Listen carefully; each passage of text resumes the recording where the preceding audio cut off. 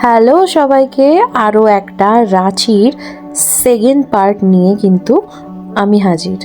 আমরা এখন যাচ্ছি ব্রেকফাস্ট করতে, তো চলো কি আছে ব্রেকফাস্টে দেখায়।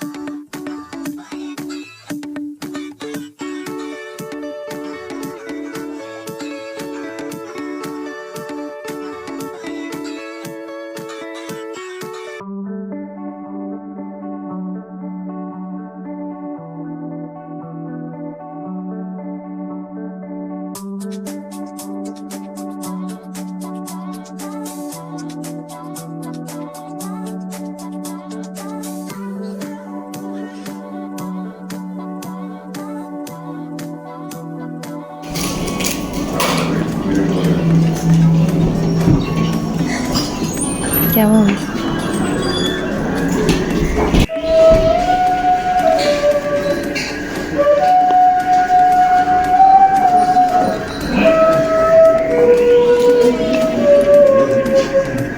সকালটা আর সকালে ব্রেকফাস্টটা যদি এত সুন্দরভাবে শুরু হয় তাহলে সারাদিনটা আই থিঙ্ক দারুণ কাটে।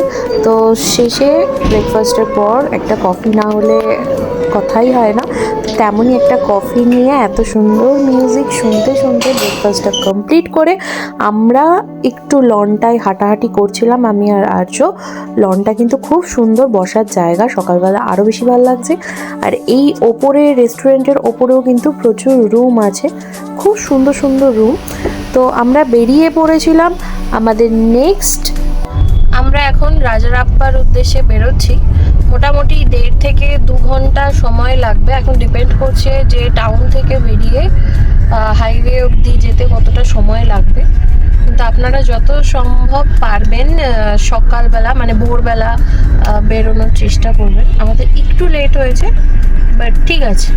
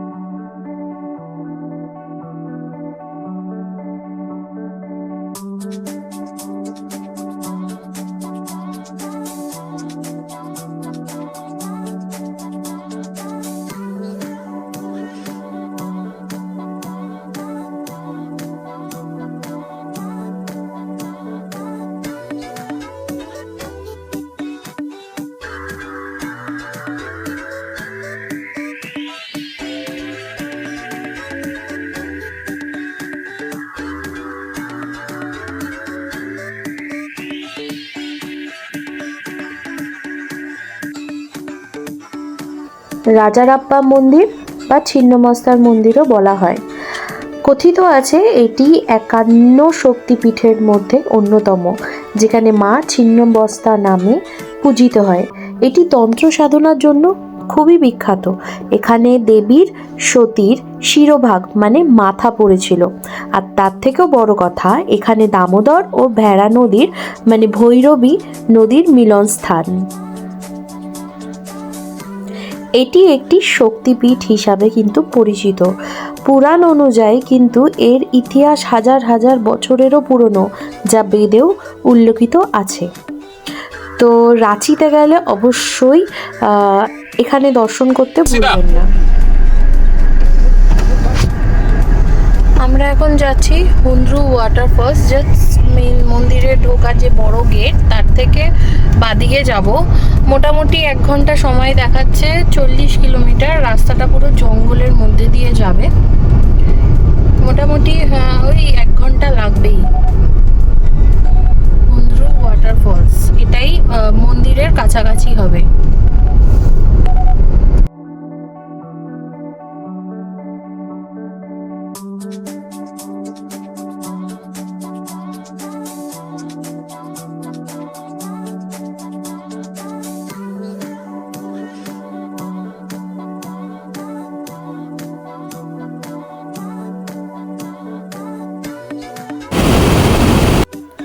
হুন্দ্রু ওয়াটারফলস, যার উচ্চতা প্রায় 98 মিটার মানে 320 ফুট উচ্চতা থেকে জলপ্রপাতটি পড়ে, যা সুবর্ণরেখা নদীর ওপর তৈরি।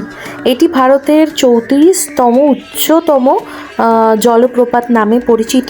কিন্তু প্রত্যেকটা জলপ্রপাতে একটা জিনিস সব থেকে বেশি ভালো লেগেছে, সেটা হচ্ছে যারা ধরুন একদম নিচে গিয়ে এর ওয়াটারফলসটা দেখতে পাচ্ছেন না, তাদের জন্য একটা সুবিধা, আমি যেখানে রয়েছি সেখানে অনায়াসে হেঁটে কিন্তু আপনারা যেতে পারেন, যারা বয়স্ক তারাও কিন্তু যেতে পারে, কোনো অসুবিধা হবে না।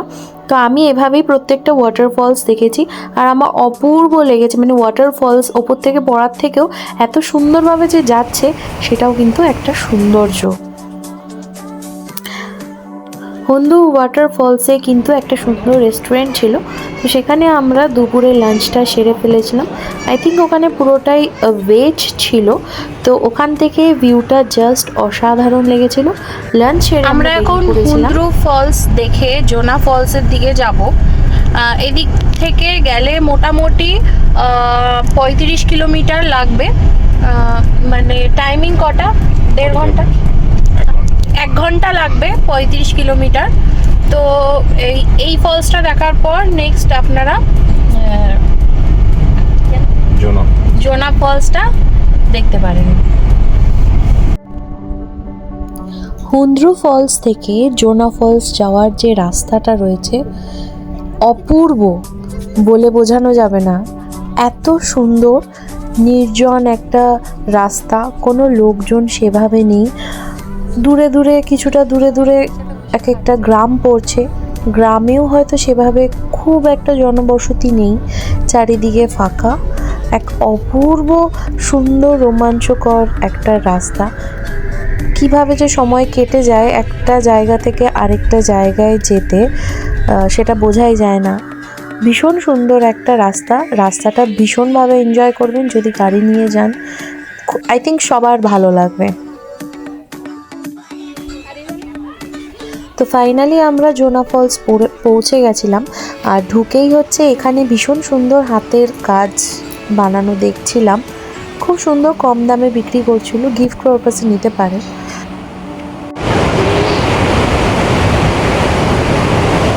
সিঁড়িটা ঠিক এভাবে যাচ্ছে, তো আমি একটা শর্টকাট জানি, কিন্তু শর্টকাটটা হচ্ছে ঝর্ণাটা পড়বে না, কিন্তু জলটা পাবো, তো আমি সেখানেই যাই। চলো। বড় ফলসটার দিকে যাইনি, প্রচুর সিঁড়ি। আমরা একটা শর্টকাট ওরা বললো, এটা জাস্ট এই জিনিসটা পাওয়া যাবে, কিন্তু ওপর থেকে যে জলটা পড়ছে সেটা দেখতে গেলে 600টা সিঁড়ি নামতে হবে। কিন্তু এত সুন্দর একটা ভিউ পেতে গেলে বেশি খাটতে হবে না, সিঁড়িগুলো একদম ফ্ল্যাট আছে, বেশি সিঁড়ি নেই, খুব জোর 60-50টা সিঁড়ি, তাও আবার ফ্ল্যাট সিঁড়ি, কিন্তু ভিউটা জাস্ট এতটা সুন্দর, মানে নিচের থেকেও আই থিঙ্ক বেশি সুন্দর ওপরটা। তো বি কেয়ারফুল যারা এখানে নামতে চাইছো, আজকে জলের স্রোতটা অনেক বেশি, চারিদিকে বৃষ্টি হচ্ছে, স্বাভাবিক। এখান থেকে কিন্তু তোমরা নামতেও পারো, কিন্তু খুব সাবধানে।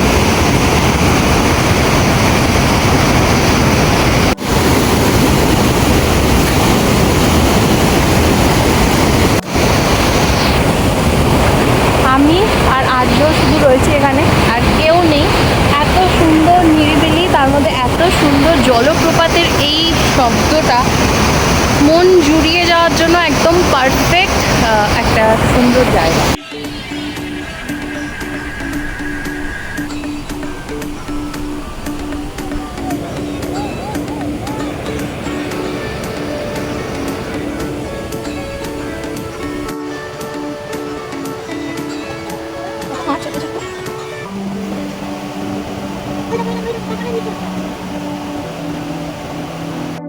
রাঁচির এই সেকেন্ড পার্টটা কেমন লাগলো অবশ্যই জানাতে ভুলো না।